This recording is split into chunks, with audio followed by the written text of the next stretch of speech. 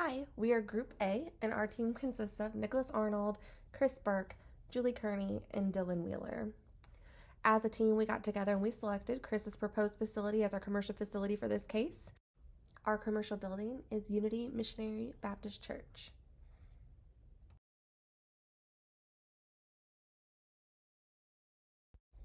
A little bit about Unity Missionary Baptist Church is that it is located in Louisville, Kentucky. We conducted a 20-year solar feasibility study on this facility, and we estimated the total square footage at 11,000 square feet. There are 3 main spaces in this facility with a sanctuary, a fellowship hall, and a Sunday school hall. We will dive into those sections on slide 2, but for now I want to focus on figure 1 here to the left. You can see that the church is a brick style building and has minimal windows. You can see that the church has a large, mostly unused roof that has the potential for solar panels.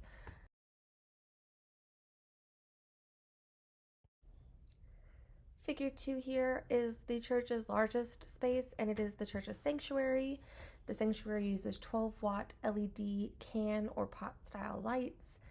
It has a capacity of about 235 people at maximum, and it is a large open space with a few windows. Figure 3 is the church's fellowship hall, and that is where church homecoming or suppers are held. It is a large open space with just a few windows. It seats about 150 people and uses the same 12-watt can lights that the sanctuary uses. There are also a couple of overhead fans for air movement. In figure 4, you can see the church's Sunday school hall, which is found in the basement directly under the fellowship hall. The Sunday school hall uses both 32-watt tube lights or 12-watt can lights, and it should be noted that this space is used for singing practice, children's Sunday school, and additional seating for the church upstairs. As you can see, since it is a basement, there are no windows in this area.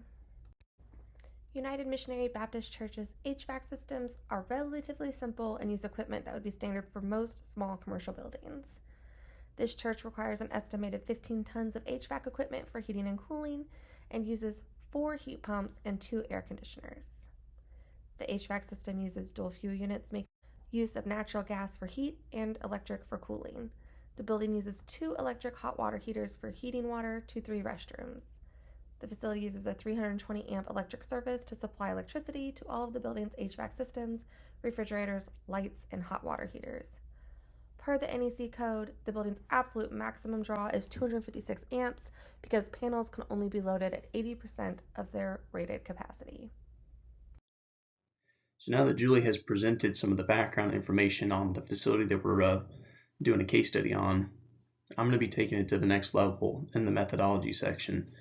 So we know some of the basic information about the building, but really what we need is billing history in order to be able to draw some conclusions on solar sizes that we're going to need and whether it's feasible for this building. So I reached out to the facility manager, Phil Ellis, and he provided me with the energy bill that you see on the left side of your screen. So from the facility bill, there's some data that we were able to glean. There's 2 important pieces of information. One, we were able to determine the annual electric and annual natural gas consumption from the building by taking the 2024 data that you can see there. So from January 2024 to December 2024, we added up this information, and you can see here in the table it's 30,125 kilowatt hours. That's the annual electric consumption, and then the annual natural gas consumption is about 851 CCF. So that's important information. One, the second piece of important information that we were able to gather is the rates of energy that LG&E charges to Unity Missionary Baptist Church. And we were able to find this by taking the current month cost up in the top left corner, what they're charging for electric, and then dividing it by the quantity of electricity consumed in kilowatt hours. And we did the same thing for natural gas, and you can see in the bottom of the table there, we came up with $0.1129 per kilowatt hour as the electric rate, and we came up with $1.55 per CCF as the natural gas rate. So after we established our total annual usage of electricity and electricity rate, we moved on to trying to size the solar panels. So what we did is we used an online resource called PV Watts, and what we did is we went on the website, we input some of the basic information such as where the building is located, which would be on Annerly Drive in Louisville, Kentucky. And what it did is it prompted us to draw an area on the roof of the building so that it could size the proper solar array that could fit within that area. So after drawing a rectangle over the southern roof of the building, which would be most ideal in the northern hemisphere for capturing light at the maximum amount of time during the day. So after it kind of walked us through the process, it determined that we're going to need a 10 kilowatt solar array, and we stuck with the standard input for the model type of solar panel. And because this is going to be on the roof of a building, we decided on the input of fixed for the roof mount. And moving on, it suggested a system loss percentage of 14.08%. So this is a constant that we kept.